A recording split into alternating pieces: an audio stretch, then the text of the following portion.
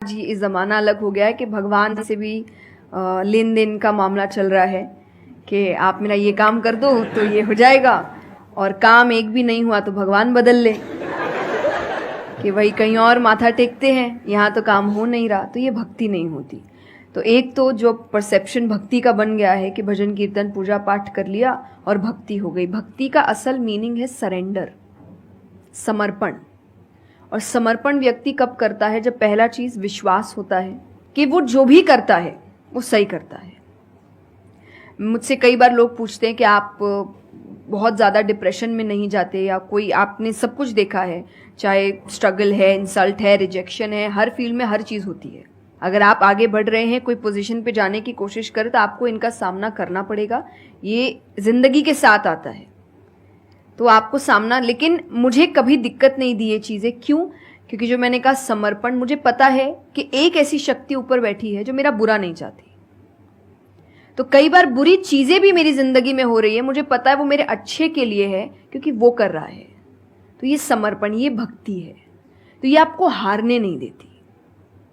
क्यों हारेंगे आप? क्योंकि आपको पता है ना कि वो हारने देगा नहीं। तो आप अपने आप गिरे, आप फिर उठेंगे कि नहीं भाई अभी गिरना शायद ज़रूरी होगा, उसका इशारा है, इसीलिए चलो फिर उठते हैं, फिर आगे बढ़ते हैं। तो अर्जुन ने भी जब समर्पण की बात गीता जी में आती है, तो कई लोग कहते हैं कि धर्म का मतलब होता है अंधविश्वास। नहीं, क्योंकि अगर अंधविश्वास होता, अंधविश्वास में क्वेश्चन करना अलाउड नहीं होता आपको। गीता अगर सिर्फ भगवान की बात होती तो 2 पन्ने में खत्म हो गई होती। ये दोनों के बीच की बात है, जिसमें अर्जुन ये जानते हुए कि सामने कौन खड़ा है, क्वेश्चन करने के तो कोई सवाल ही नहीं था वहां पर कि भगवान लड़ने बोल रहा है, क्या क्वेश्चन करना। पर उसने कंटिन्यूअसली क्वेश्चंस किए हैं, पर उसका भी नाम आया था समर्पण, कि वो समर्पित होकर क्वेश्चन कर रहा था कि ये जो खड़ा है ये मेरे हर सवाल का जवाब जानता है, ये मुझसे कभी कुछ गलत काम नहीं कराएगा। लेकिन इसका मतलब ये नहीं कि मैं अपनी जिज्ञासा बाहर नहीं निकालूंगा, मैं अपने क्वेश्चंस पूछूंगा। तो भक्ति का अर्थ यही होता है कि पहला निष्काम होता है। क्या फायदा मत ढूंढिए कि मेरा काम नहीं हुआ तो भगवान है ही नहीं। भाई भगवान कहाँ है? भगवान होते तो ऐसा होता क्या? वो तो इंसान है, इसीलिए ऐसे हो रहे काम। भगवान ने तो सबको देखे, बच्चा तो मासूम ही होता है, बड़े होके खराब हो जाता है। कोई बच्चा गलत आपने देखा है क्या? छोटा सा बच्चा ही डॉन बनने के बारे में सोच रहा है, वो तो बच्चा ही होता है, मासूम होता है, सच्चा होता है। तो भगवान इसलिए कहते बच्चे भगवान का रूप है, क्योंकि वो एकदम प्योर होते हैं। बड़े होने के बाद हम काम खराब करते हैं और नाम फिर हम भगवान का देते हैं, क्योंकि हमको इल्जाम लगाने के लिए लोग चाहिए। ये फेलियर्स के लिए भी, आप फेलियर्स के लिए भी हम कहते हैं मेरा काम अच्छा नहीं था, मेरा समय अच्छा नहीं था, मुझे पेरेंट्स ने सपोर्ट नहीं किया, मेरे पास ये नहीं था। वरना अगर देखा जाए इन्हीं सिचुएशन में कई लोग हैं जो काम करके आगे बढ़ जाते हैं। तो करने वाला तो कर लेगा, नहीं करने वाला इल्जाम लगाएगा। तो वो इल्जाम अभी हमें ऐसे दिखता है, एक ऐसा कोई है जो सामने तो खड़ा नहीं है, भगवान लगाओ इल्जाम। एक फोटो है ना इंटरनेट पे कि भगवान खड़े, छोटी बच्ची खड़ी है, छोटी बच्ची के हाथ में एक टेडी बेयर है, तो भगवान वो मांग रहे हैं और वो बच्ची बोली मुझे बहुत अच्छा लगता है, मुझे नहीं देना। उसको नहीं पता कि भगवान के पास पीछे एक बड़ा सा टेडी बेयर रखा है और भगवान उसको कह रहे कि बस दे दो और मुझ पे विश्वास रखो कि वो दे दो छोटी चीज जो तुमसे, आपको वो बुरी लग रही है उस वक्त कि मेरे साथ गलत हो गया या मेरा छोटा काम नहीं हुआ, मैंने तो इतनी पूजा की थी, इतना काम किया था। शायद तुम उस काम के लिए नहीं बने हो, तुम और बड़े चीज के लिए बने हो। तो निष्काम क्या है कि आपकी भक्ति निष्काम है, स्वार्थ से नहीं बनी है, तो भक्ति आगे बढ़ेगी। दूसरा सरेंडर, कि मेरे हर सवाल का उत्तर सिर्फ उसके पास है।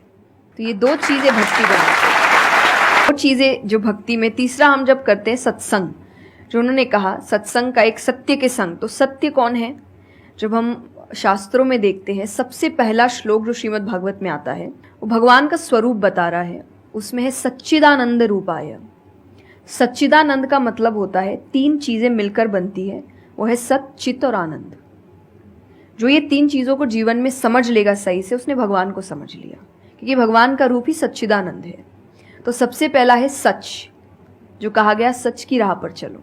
जो हम ये एक्चुअली आपने एग्जैक्ट वर्ड उस वक्त बोले, मैं अपनी कथा में भी कहती हूँ कि आजकल हम इतनी छोटी छोटी बातों पे झूठ बोलते हैं कि हम किसी से मिलने जा रहे हैं और हम घर से भी नहीं निकले, अरे 5 मिनट, अरे सिग्नल पे खड़ा हूं, अरे बस पहुंच गया, अरे क्या हो गया। वो 2 बातें तो सुनाएगा ना सिर्फ कि तुम समय लेकर नहीं आए, पर हम इतनी इतनी सी बातों में झूठ बोल रहे हैं। ये हमें लगता है कि कोई बड़ी बात नहीं, पर ये बहुत बड़ी बात है कि आप इतना भी सच का सामना नहीं कर सकते, और फिर हमें लगता है कि हम लाइफ की जो प्रॉब्लम्स है उसका सामना कर लेंगे, खुद के सच का तो सामना कर नहीं पा रहे हैं। जिंदगी का सच सामने आएगा तब तो बैंड ही बज जाएगी पूरी, क्योंकि वो कठिन है। जिंदगी आसान नहीं है, किसी के लिए नहीं, भगवान के लिए भी नहीं हुई। आप राम जी को उठाइए, कृष्ण जी को उठाइए, जब तक यहां रहे कोई सुखी नहीं रहा।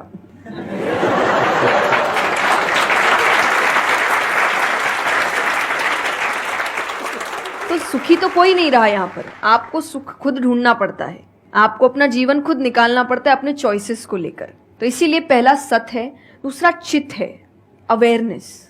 हम अवेयर नहीं है चीजों को लेकर, हम इग्नोर करते हैं। अवेयरनेस और इग्नोरेंस ये ऑपोजिट्स हो गए, कि आप कोई भी चीज आपको समझ नहीं आ रही है, नहीं है।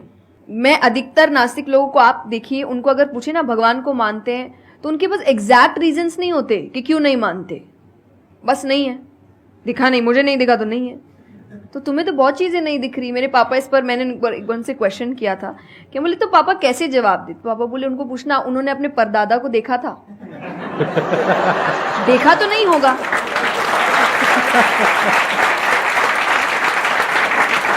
सुना है, दादा से सुना है, पापा से सुना है कि थे, मैंने तो नहीं देखा, तो मैं बोल दूं वो थे ही नहीं।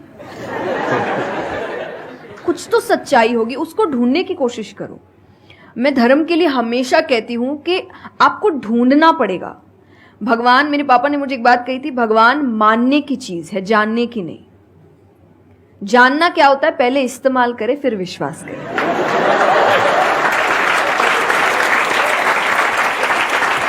कि पहले देखेंगे है कि नहीं है, फिर बताएंगे। तो वो तो भगवान है, वो कहेंगे देख मैं भी घुमाता हूं।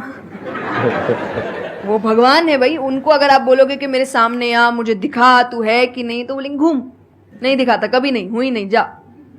तो भगवान मानने की चीज है, मानो वो अपने आप जना देंगे वो कहां है।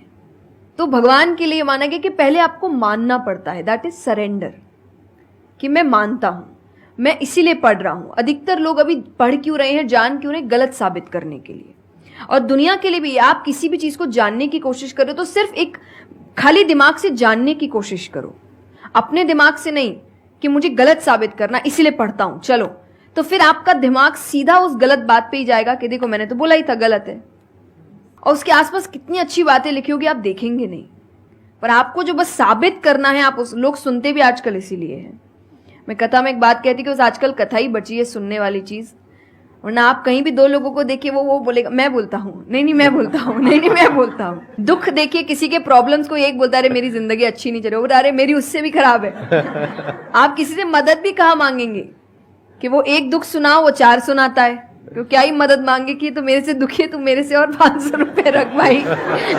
ये तो लोग हर वक्त कोई सुनना नहीं चाह रहा, और सुन भी रहे हैं तो इसीलिए कि ताकि बस मैं बोल सकूं, कि ये खत्म करे बस जल्दी से चुप हो ताकि मैं बोलूं। तो ये बंद करिए। भगवान ने अर्जुन की पहले पूरी बात सुनी थी, एक बार भी बीच में इंटरप्ट नहीं किया, उसकी पूरी बात सुनी। क्यों? तभी वो आंसर ठीक से कर पाएंगे।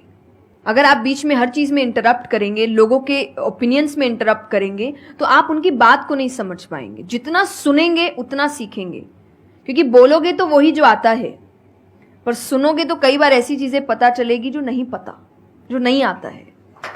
आते हैं देखिए, और आनंद का मतलब एक्चुअली परमानेंट हैप्पीनेस होता है, जो आपको भगवान के साथ ही मिलता है, कि आपको किसी की जरूरत नहीं है, बाकी सब कुछ टेम्पररी है। और टेम्पररी खुशियों के लिए भगवान ने अर्जुन को लड़ने के लिए इसलिए नहीं बोला था कि तेको राज्य मिल जाएगा, खुशी मिलेगी, पैसा मिल जाएगा, नहीं। एक परमानेंट हैप्पीनेस थी कि मैंने अपना काम अच्छे से किया, उसके लिए लड़ो।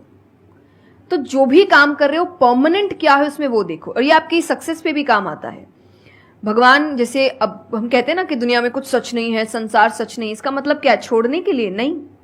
क्या आप पहली चीज, जब दुख आ रहा है तो डिप्रेशन में मत जाओ, क्योंकि आप जानते हो ये भी परमानेंट नहीं है, टेम्पररी है, कल फिर ठीक हो जाएगा। खुशी आ रही है तो घमंड मत करो, ये भी निकल जाएगा, ये पोजीशन भी ज्यादा समय तक रहेगी नहीं, तो उसको रखने के लिए काम करते रहो।